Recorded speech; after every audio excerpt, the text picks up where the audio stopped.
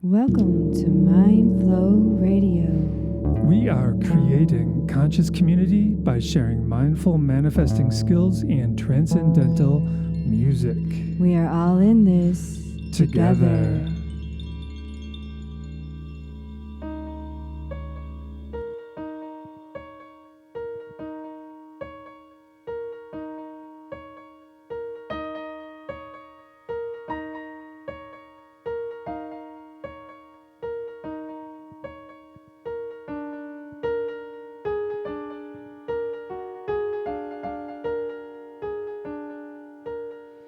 We are the ones under the sun, protecting the ones roaming the earth.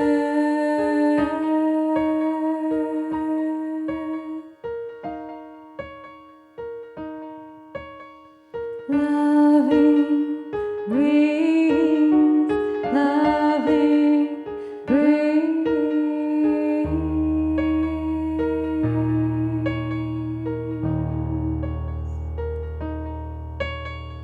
Drinking the water, breathing the air.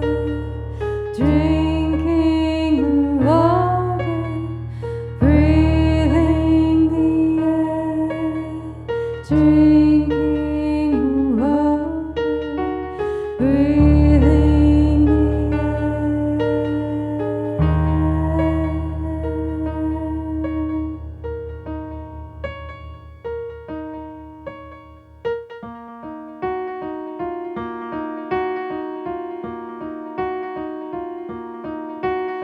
Strong, brave feet walk on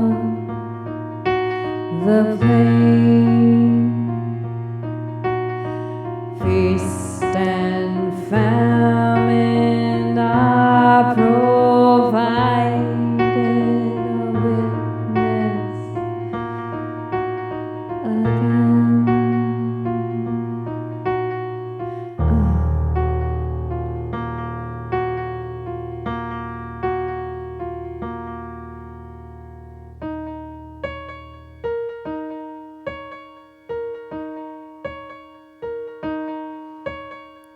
We are the ones under the sun, protecting the ones roaming the earth.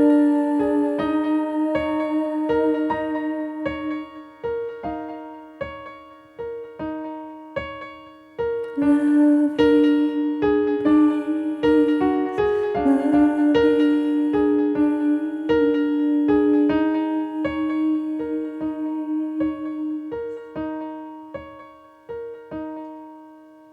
Protect them. Protect them.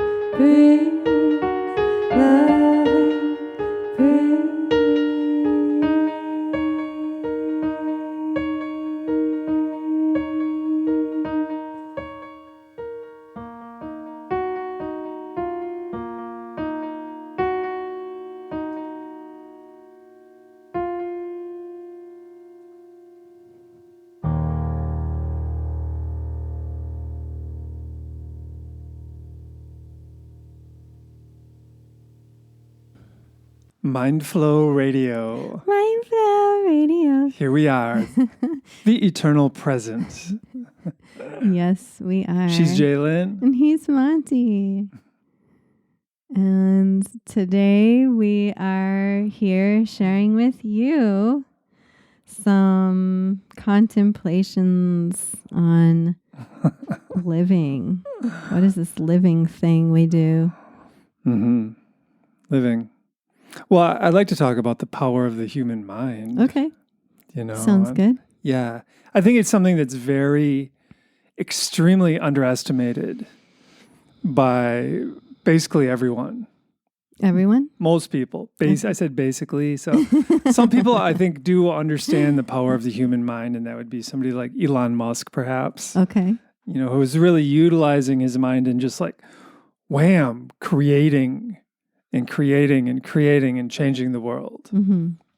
And I think all of us essentially are great manifestors. Mm-hmm.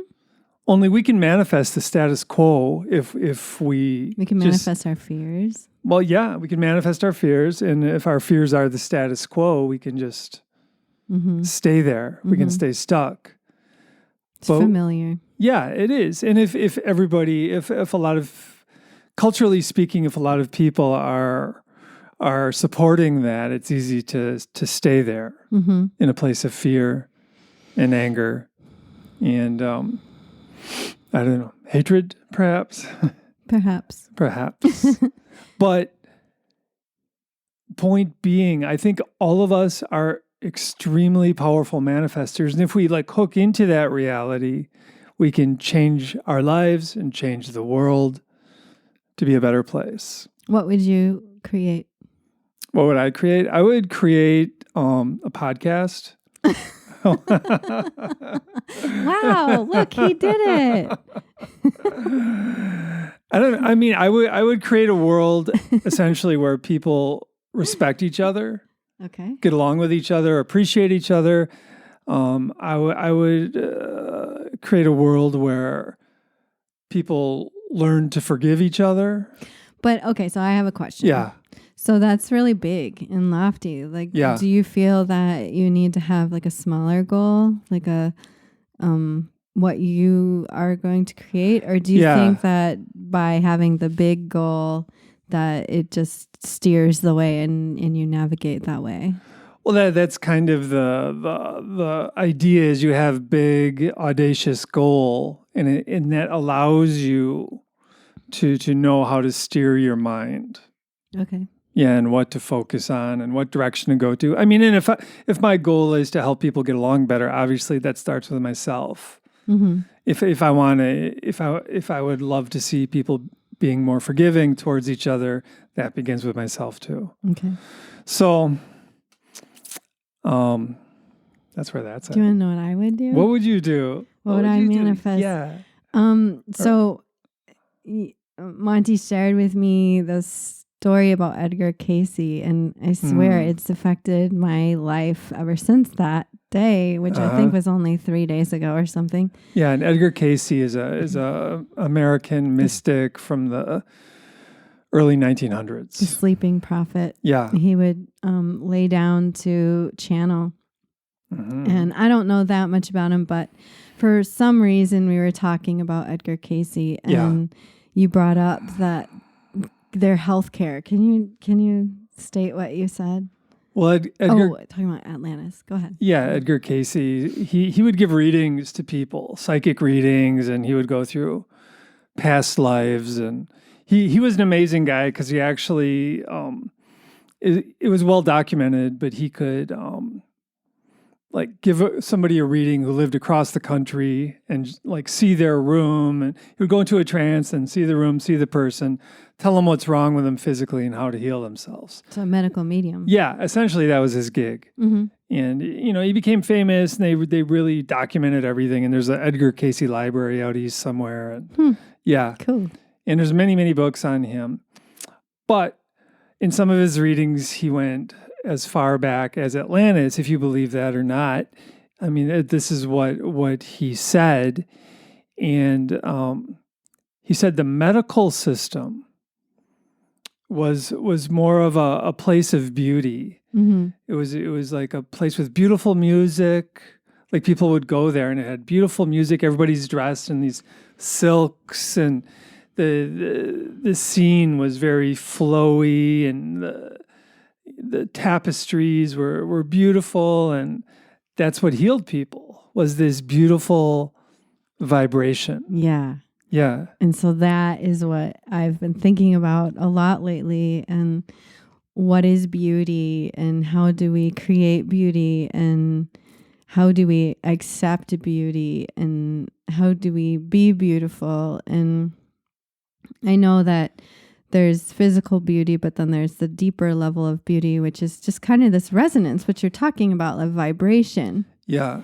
And how do we become a vibrational, beautiful frequency? Yeah. And so if I could manifest anything, it would be being a part of that solution, being a part of the beauty solution that creates a vibration of health. Yeah. And well, you're already doing that. Teaching yoga to people, helping them overcome trauma. That's just bringing their minds back to a beautiful place, right? Yeah. That's what we're shooting for. That's interesting. Yeah.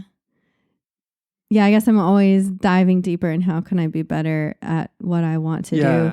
And what goes through my mind is how can I be that essence of beauty, so that just the vibration of me being in a room can heal people. Yeah. And I've had some interesting visions over my life of healing people without doing anything. Maybe you're already doing that. And maybe I am already doing that. But if I could manifest anything, it would be to understand that frequency of beauty at such a level that flowers just pop up behind me or something, you know? There was this children's book back in the day that was about this woman who she was super beautiful, and she just soaked up the river in her braid and in her hair, and she had the fish and the birds, and she walked away from the village and left, and they were like, oh my gosh, we gotta go find this lady. The river is dry and the fish are gone and the birds are gone. What are we gonna do? All the flowers are gone. And they go and find her, and they plead with her, please come back and bring us back the river. And she comes back, and every step she takes, like flowers bloom behind her. And she's just the epitome of life and beauty. And she goes back to the river, and she combs the fish out of her hair, and she combs the birds out of her hair, and combs the river back into the river, and everybody's like, yay! And they appreciate beauty again. And they appreciate life and vitality and nature. And so that's one of those books I used to read to my boys and be like, wow. Mm-hmm. So I guess that's what I manifest. You want to manifest a super deep connection with beauty and health. And fully understanding the relationship between the two. Mm-hmm. Mm-hmm. Yeah, I'd say there's a really deep relationship between beauty and creating positive things. Mm-hmm. That's what artists do or can do. Or engineers, for that matter, or Elon Musk, for that matter. Mm-hmm. I mean, a lot of his stuff is just super beautiful. His cars are beautiful. His truck's questionable. His spaceship is beautiful. His truck is beautiful in a very cyber way. It's made for Mars. It's beautiful for somebody who wants bulletproof glass. Yeah. Yeah. Yeah.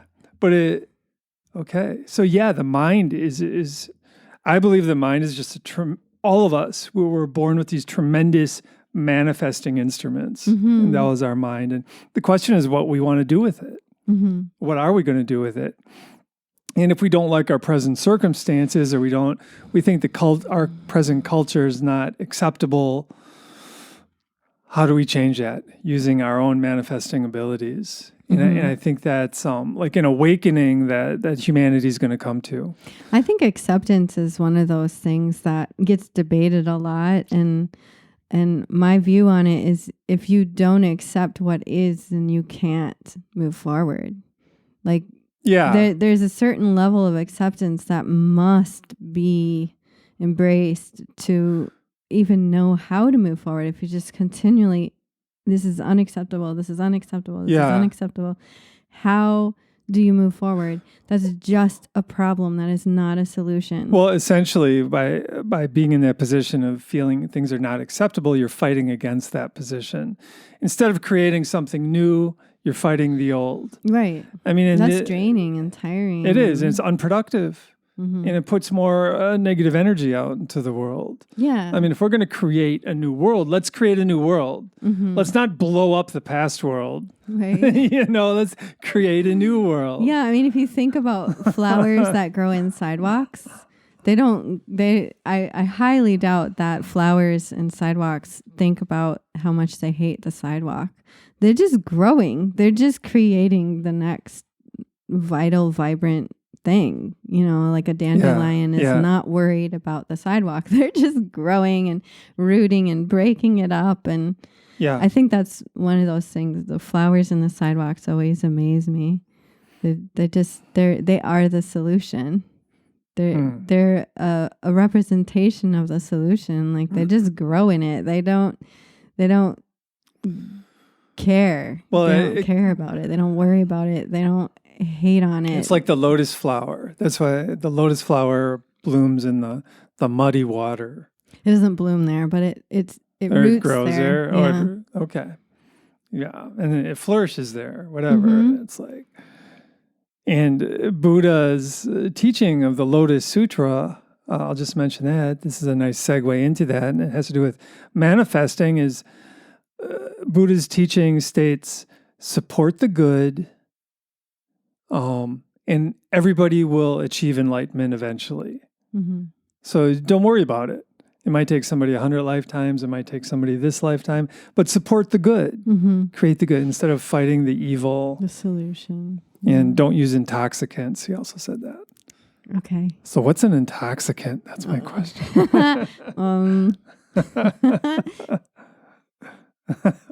Lots of things. To be continued. To be continued. Yeah.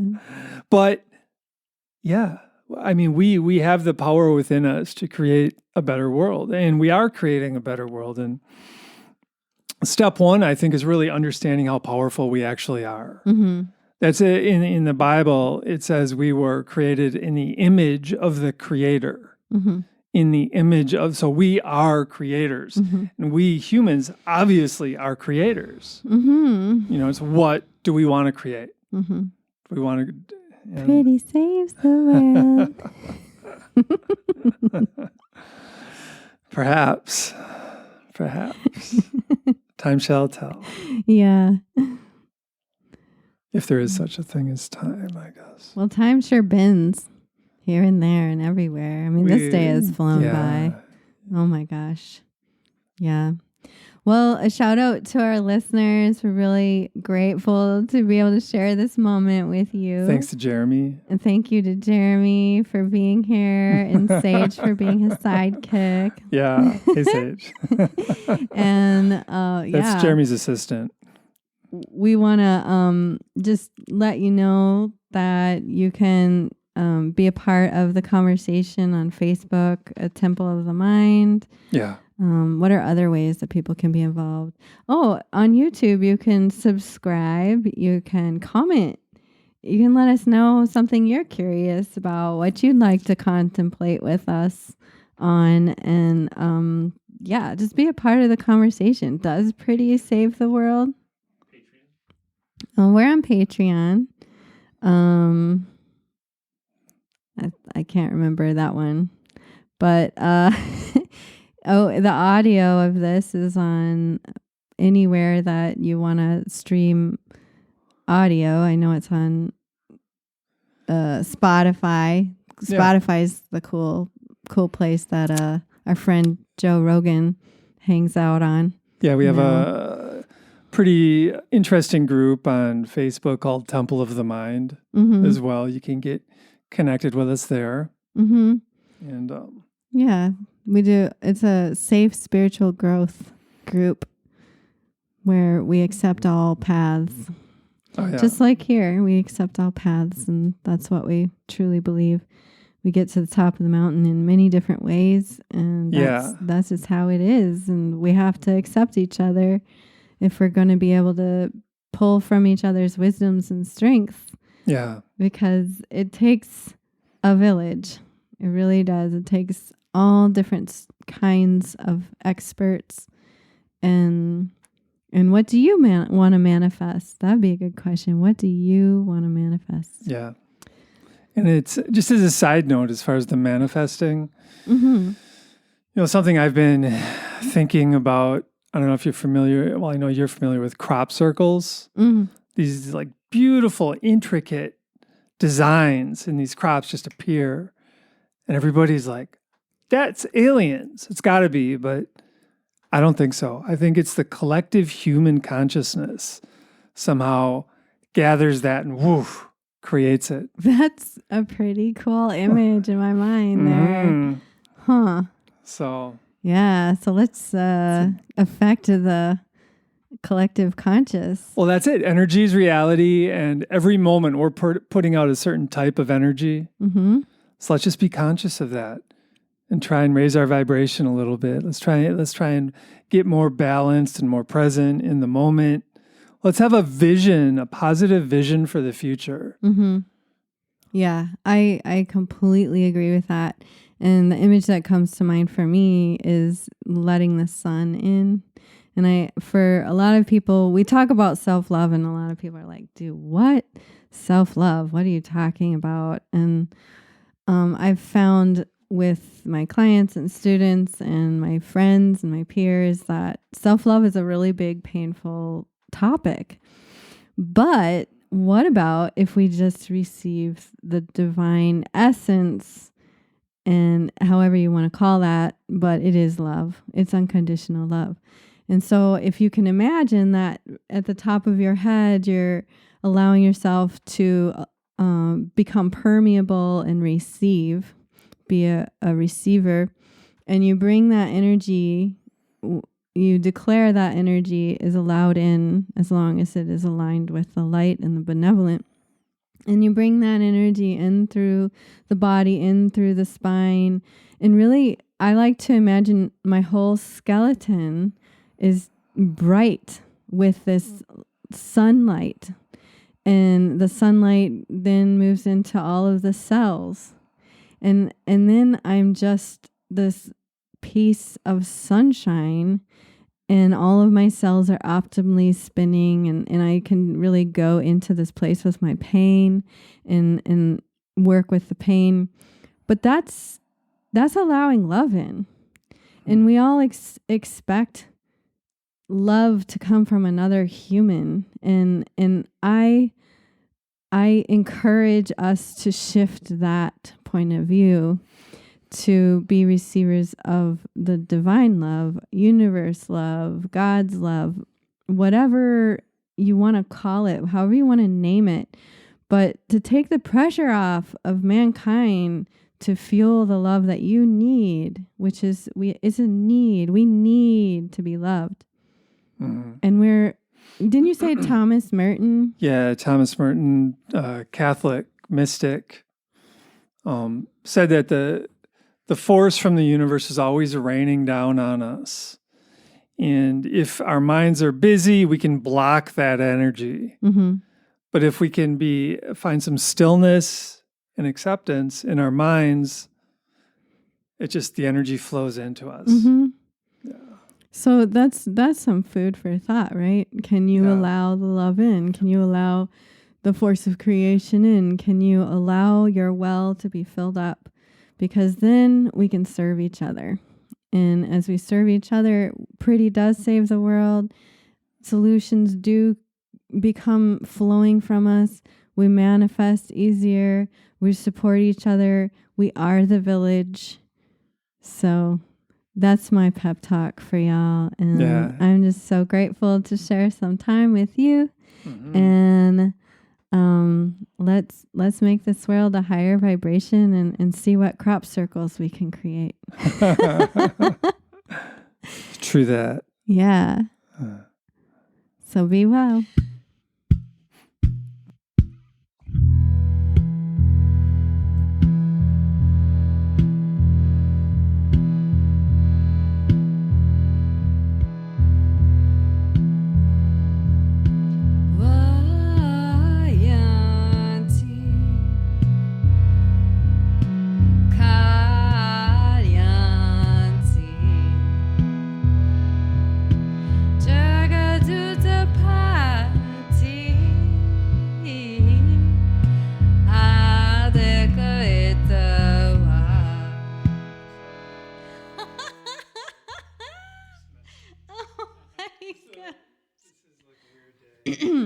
It's called Mercury retrograde.